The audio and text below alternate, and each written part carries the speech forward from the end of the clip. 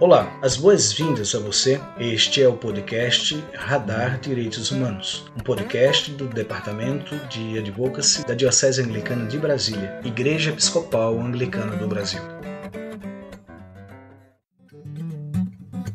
Olá pessoal, me chamo Rodrigues Piuca, sou clérigo da Diocese Anglicana de Brasília e falo em nome do Departamento de Advocacy da nossa Diocese. Dou as boas-vindas a todas e a todos vocês para o nosso episódio do podcast Radar Direitos Humanos, onde teremos a oportunidade de aprender um pouco mais e de conversar a respeito das relações entre a nossa Igreja Episcopal Anglicana do Brasil e os direitos humanos. Sejam bem-vindas, sejam bem-vindos.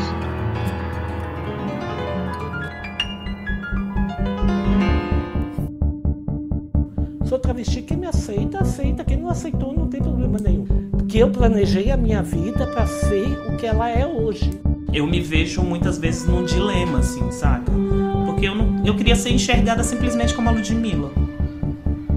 Mas aí, em alguns lugares, eu tenho que me apresentar enquanto a Ludmilla trans, preta e periférica. Um órgão genital ou uma fisiologia, né? Que é uma coisa mais complexa do que só um órgão genital, mas que começa geralmente nessa ideia de órgão genital, que não é isso que corresponde a ser homem e não é isso que corresponde a ser mulher. Minha autoestima, ela vem se construindo, né? Porque sai da pessoa que ninguém entendia como garoto, e agora eu pareço um garoto de 16 anos, na puberdade, com bigode nascendo. A cirurgia pra mim veio como se fosse pra mim renascer novamente. Então, assim, eu costumo falar que a coisa mais importante da minha vida foi isso. Eu sempre digo assim, eu não preciso que ninguém me aceite. Eu exijo que me respeite.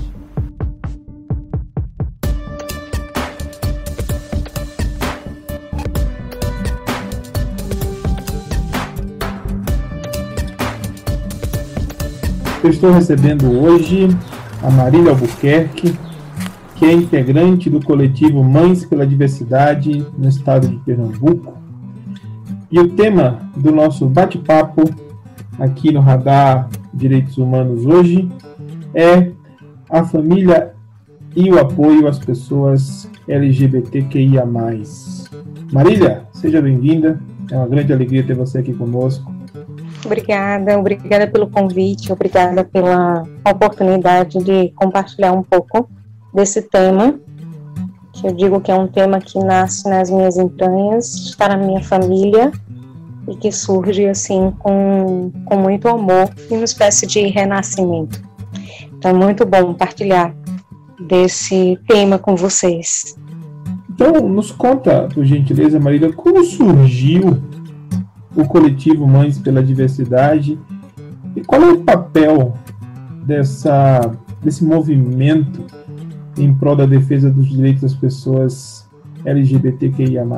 Organizado com o apoio do GPH, que era um grupo de pais com filhos homossexuais, gerido pela Edith Modesto naquele momento, e numa reunião meio que informal, e também sendo trazida uma experiência de agressão sofrida por um dos filhos, hoje da nossa coordenadora nacional, a Maju George, surgiu a criação, né, a idealização do Mães pela Diversidade, numa perspectiva muito menor do que ela atua hoje, porque o Mães pela Diversidade, que nasce em São Paulo, está espalhado hoje em mais de 23 estados, com coordenações específicas, gerida pelo Movimento Nacional de São Paulo.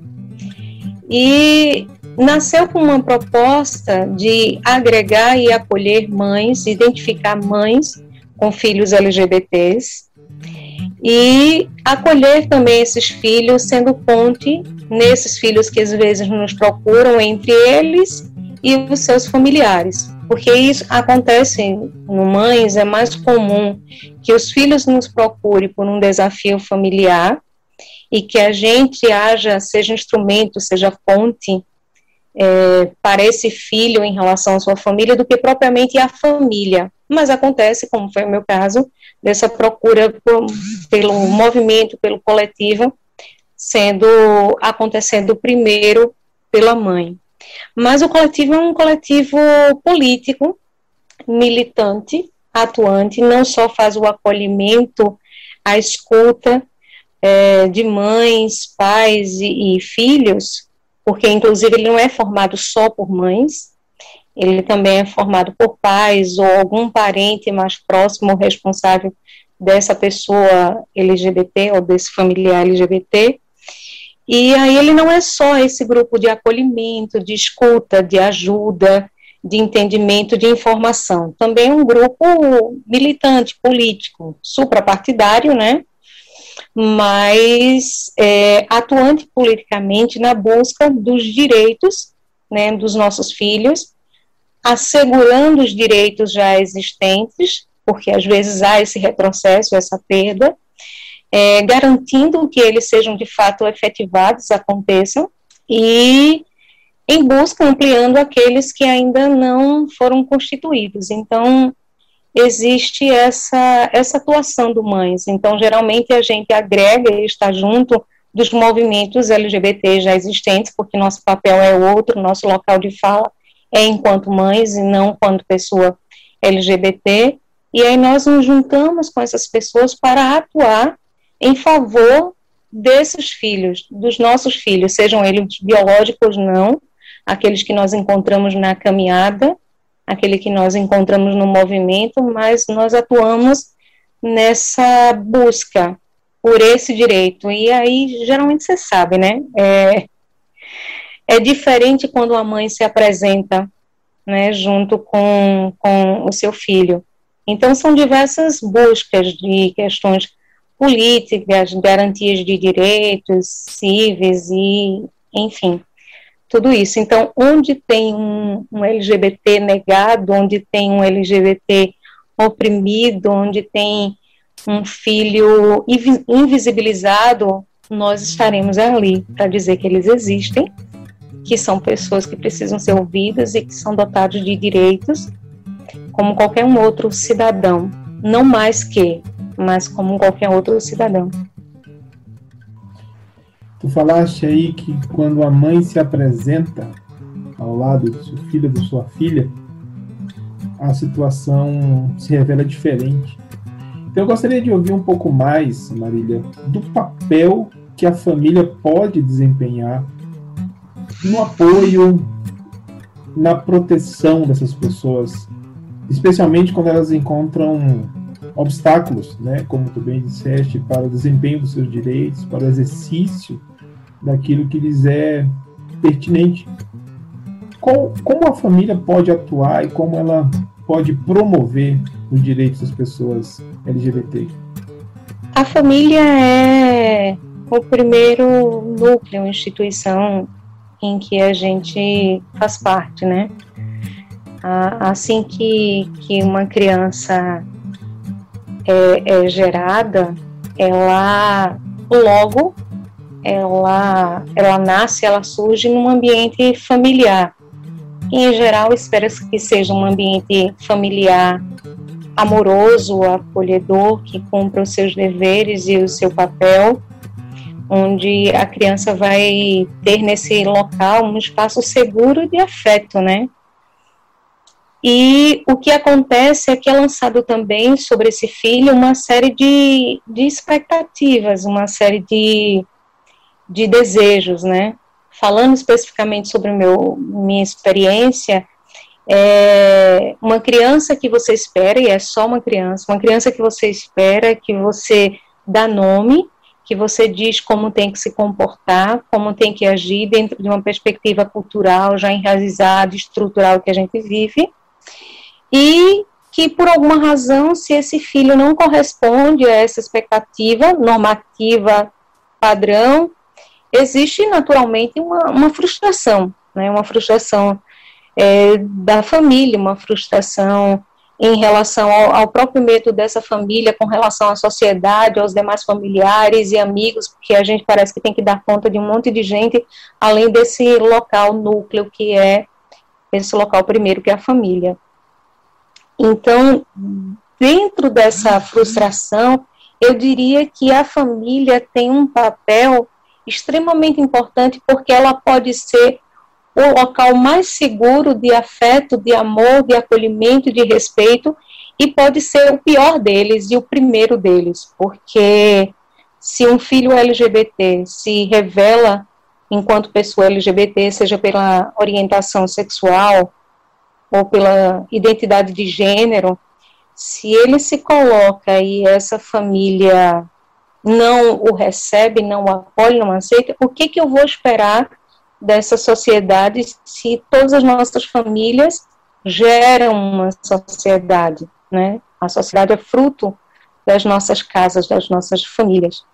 E aí a gente encontra muita gente assim, né, que vai vivenciar o primeiro local de medo, de violência, de discriminação na família, porque do mesmo jeito que a gente gera expectativas sobre o filho tem um desejo muito grande de corresponder, de ser o garoto aceito, de ser a garota aceita, de ser a pessoa amada, né, de ser a exemplar, e a gente quer o nosso filho em primeiríssimo lugar, correspondendo ao melhor do que a gente entende como criação.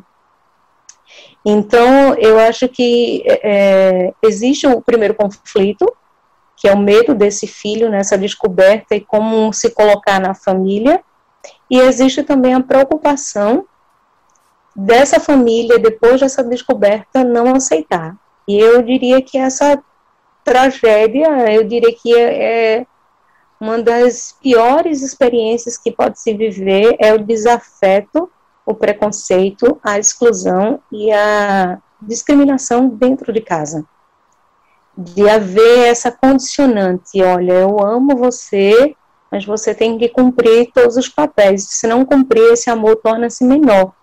Menor porque eu aprendi que não era certo, eu aprendi que não era o melhor caminho, que a sexualidade, quando ela não é normativa, ela foge de um padrão, ela é pervertida, ela é vulgar, para os religiosos ela é pecaminosa, né? E então, pensando dessa forma, é muito comum nesse contexto todo que haja, né? Que haja essa discriminação, esse preconceito, e eu ame menos em função disso. Então, é uma concepção que eu não consigo entender. Eu entendo os desafios, eu entendo a falta de informação, eu entendo os medos, principalmente por causa da falta de informação sobre essa questão da sexualidade ou da identidade de gênero de uma pessoa, mas eu não entendo o desamor, ou o amor que se constitui numa correspondência de uma expectativa que não deveria ser assim, porque o filho é filho.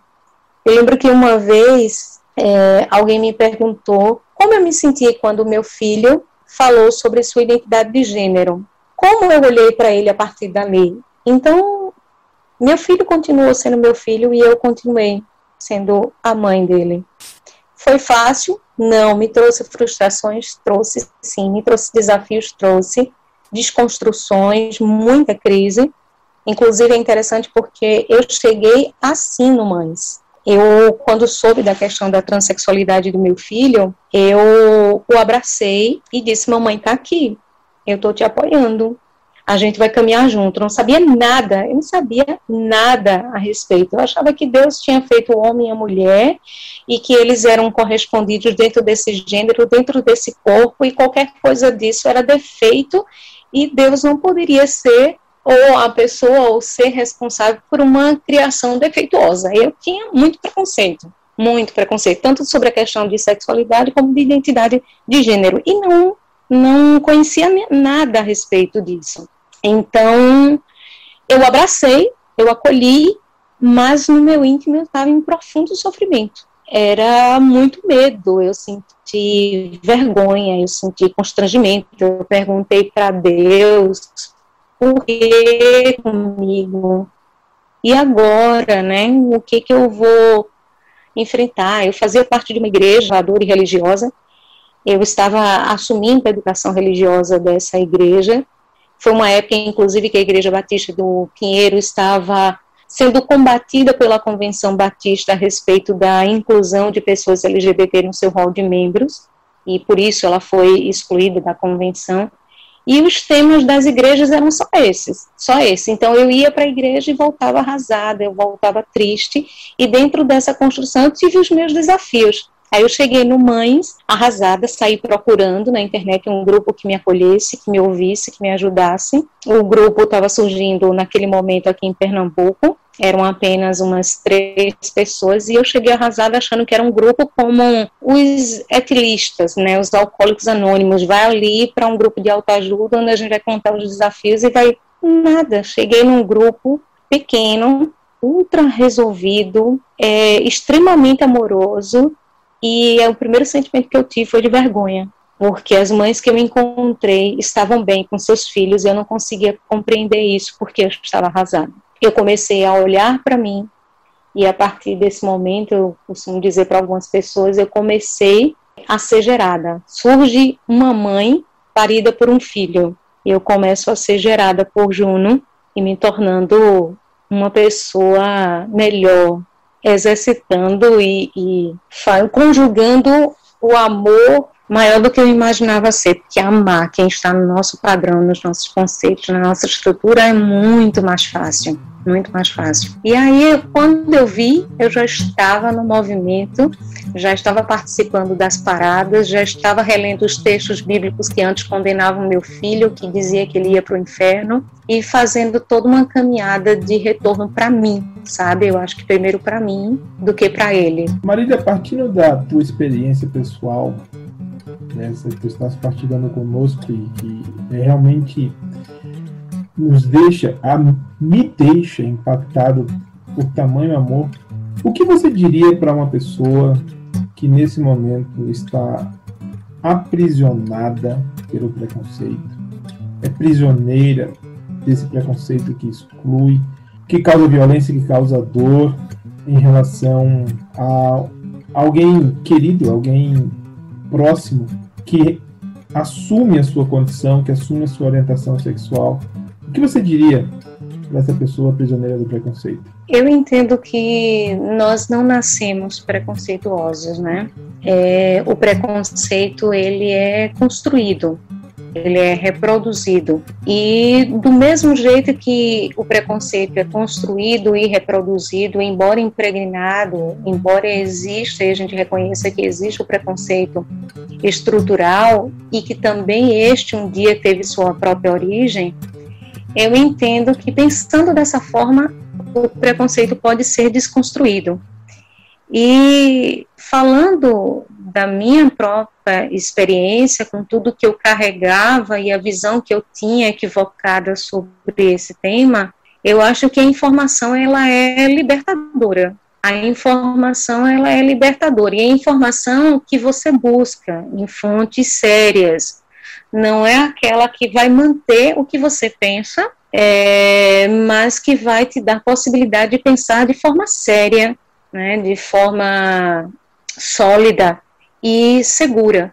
Então, eu entendo que o importante, ou o princípio para esse entendimento, seria a busca pela informação. Então, foi uma coisa que eu fiz muito na época, foi procurar livros que falavam sobre o tema, que alguém é transgênero, o que dizem essas pessoas dele mesmo, inclusive mais do que a literatura, porque a literatura foi um caminho para mim. Eu procurei fontes que me dariam informação segura e imparcial sobre o tema, mas conviver também e escutar o LGBT foi muito importante e libertador para mim.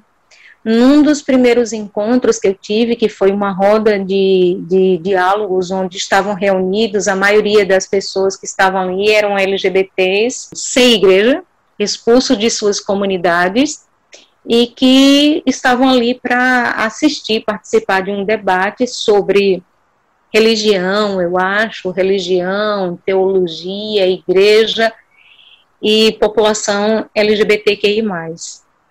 E eu fiquei quieta, né, só ouvindo os depoimentos, só ouvindo as intervenções. E eu me emocionei muito, porque era muita dor, era muito choro, era muito sofrimento, era muito abuso, sabe? Que eles sofriam desde do abuso e da violência psicológica, aquelas mais sutis também, que nós costumamos dizer que é só uma piada, uma brincadeira, onde só quem ri é quem faz a piada, mas que hostiliza e degrine o outro. Desde aí, a esse tipo de violência, como a própria violência física, onde os nossos filhos são dizimados. Eu acho que vocês sabem, parece meio irônico se não fosse trágico, o Brasil, né, e em especial o Nordeste, é o espaço que mais mata, persegue, violenta os nossos filhos LGBTs. No entanto, com aspas, é também o espaço que mais se utiliza, usa, se apropria, né, principalmente da sexualidade LGBT. Então, parece um contrassenso, né, parece uma falsa moral que se apresenta. Então, eu entendo que a informação e a convivência, a escuta do LGBT é muito importante. Parece que tem um dito, uma frase, eu ouvi em algum lugar, que diz: se você quer provar do meu chá, esvazie a sua xícara. Então, se esvaziar para ouvir, estar em espaços seguros para acolher, né, eu acho que é extremamente importante. E se ainda assim, depois de ler muito, conviver, você ainda estiver impregnado com esse preconceito, então eu diria, vai se tratar, né? Eu acho que talvez uma ajuda terapêutica, não sei se profissional médica, mas uma ajuda terapêutica, uma busca de um autoconhecimento, saber identificar onde é que está ali a origem do teu preconceito e do exercício da violência contra uma LGBT, é algo que pode ser adoecedor e que necessita realmente de restabelecimento e cura. Porque se não for possível amar, quando não for possível amar, o respeito deve predominar. Tu disseste da tua experiência, da tua vivência religiosa, e nós sabemos que o fato social da religiosidade é extremamente relevante na vida de muitas pessoas. Infelizmente, também temos notícias de instituições religiosas, de movimentos, organizações religiosas que se revelam como espaços de negação da humanidade, que se revelam como espaços de negação da sacralidade da vida das pessoas LGBT. Partindo da tua experiência, e não só da tua experiência, mas da superação que tu nos revelas, qual seria o papel das instituições religiosas, movimentos, organizações religiosas na promoção, na defesa, no avanço, né, dos direitos das pessoas LGBTQIA+.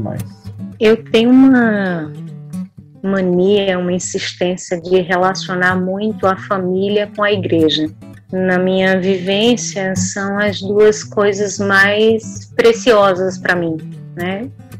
Igreja, eu estou falando no sentido de instituição ou espaço de prática religiosa, porque hoje eu penso que qualquer outra comunidade, inclusive a não religiosidade, se convém a alguém, ela tem que ser respeitada, né? E eu tenho aprendido muito com um grupo que, além de ser suprapartidário, como eu te falei, é um grupo também laico. Então, nós temos mães de diversos movimentos religiosos, é um grupo que alguns são ecumênicos, ou tem alguma outra prática religiosa, ou nenhuma prática religiosa, e a gente aprende muito. Então, como eu atrelo a minha vivência, eu entendo que a família é tão importante para assegurar a existência, o amor e o respeito dos filhos. Eu entendo que a igreja deveria ser também esse espaço. Eu aprendi que Cristo não veio para os perfeitos e sãos, nós estamos todos no mesmo patamar, existe uma insistência pela questão da sexualidade e de trazer como um pecaminoso tudo que envolve a sexualidade, quando se mantém algumas questões de sexualidade muito graves dentro da igreja escondidas, a gente coloca a pessoa LGBT em evidência e como alvo de condenação. Para mim, a igreja, naquele momento, foi o espaço mais doloroso para se estar. Eu participava dos cultos de oração, mas eu não podia pedir pelo que eu estava passando, porque eu não seria entendida, eu não seria respeitada.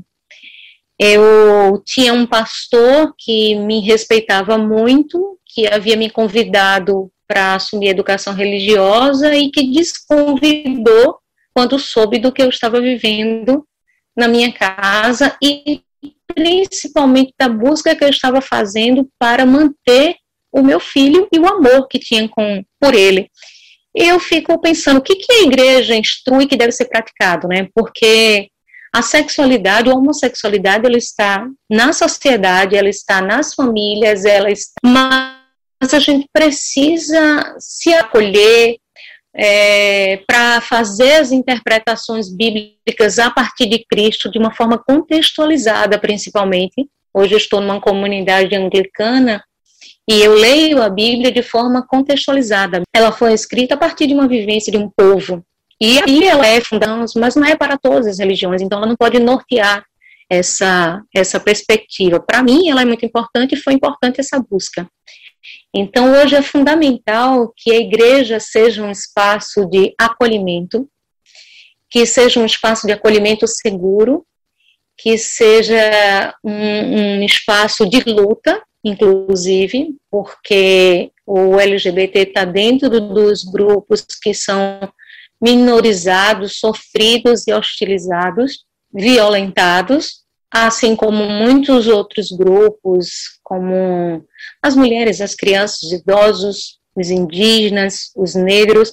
A gente precisa se colocar, a igreja tem esse papel restaurador de uma sociedade mais justa e de um Deus que se expressa em amor por todos, né? Pelo menos eu lembrando lá daquele texto tradicional que a gente conhece, de João 3,16, diz que Deus amou o mundo de tal maneira que deu o seu único filho, o único corpo. Hoje a gente estava pensando nisso, na ideia de Eucaristia, de Corpus Christi, o seu único filho, o seu único corpo, por quem? Por alguns, pelos que não eram LGBTs, pelos religiosos, pelos pastores conservadores, pelas igrejas que têm estado à frente dessa batalha violenta contra os nossos filhos, que têm matado os nossos filhos, ou que têm levado eles à morte a partir do suicídio e de tanto adoecimento, como é muito difícil a gente encontrar um LGBT que não tenha depressão, que não tenha síndrome do pânico, que não tenha ansiedade, tudo por conta de toda essa construção preconceituosa e violenta exercida sobre eles. Então, a igreja deveria, se ela representa mesmo Cristo, ou a religião deveria, se representa uma entidade superior de amor, deveria ser esse instrumento de luta, de apoio, de acolhimento, e geralmente não é. Hoje é o espaço que mais oprime, né, que mais exclui, que mais maltrata os nossos filhos. Felizmente, nós temos hoje comunidades que abriram os olhos e que com coragem, porque eu sei que precisa de coragem, com coragem, assumiu esse caminho avesso, esse caminho contrário. Muito obrigado, Marília, pelas tuas palavras que desafiam, pelas palavras que inspiram e que nos movem na direção do amor, do verdadeiro acolhimento, do papel da proteção no seio da família. Eu te agradeço em nome da Diocese Anglicana de Brasília e aqui do podcast Radar Direitos Humanos pela tua participação conosco hoje e te devolvo a palavra para a tua mensagem final para quem nos ouve. Minha palavra de gratidão, acho que eu não disse a vocês no início, mas eu sou mãe de Juno, que é um filho trans não binário de 22 anos. estudante de psicologia aqui na Universidade Federal de Pernambuco. Ele está terminando por esses dias o curso. É um filho maravilhoso, que me renasceu, que me fez voltar para mim mesmo e me dar condições, me deu condições de amar de uma forma genuína, mais do que eu imaginava.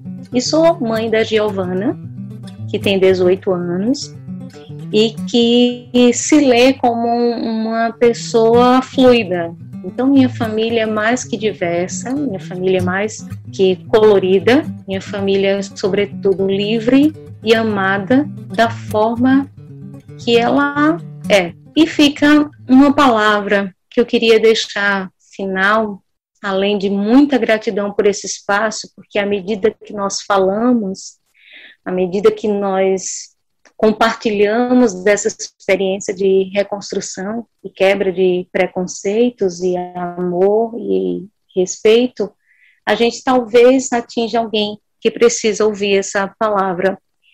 E uma das coisas que me chamou muita atenção da vida religiosa, quando eu me deparei com a realidade do meu filho e sobre a minha concepção de Deus, era pensar que eu não podia servir a um Deus que fosse inferior a mim.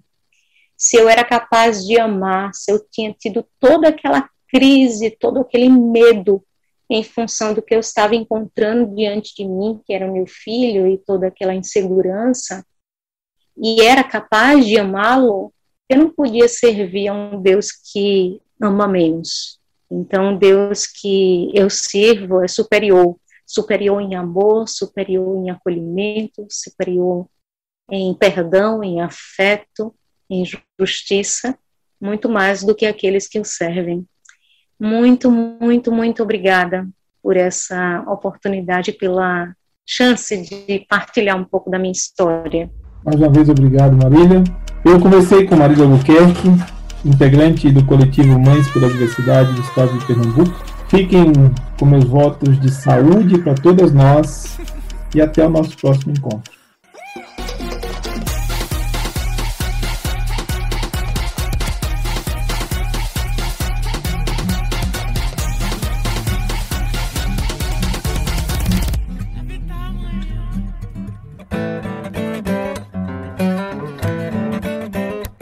E é isso por hoje, pessoal. Fiquemos na paz e até a semana que vem. Este foi o podcast Radar Direitos Humanos, da Diocese Anglicana de Brasília, Igreja Episcopal Anglicana do Brasil. Produção e apresentação, Reverendo Rodrigo Spiuca.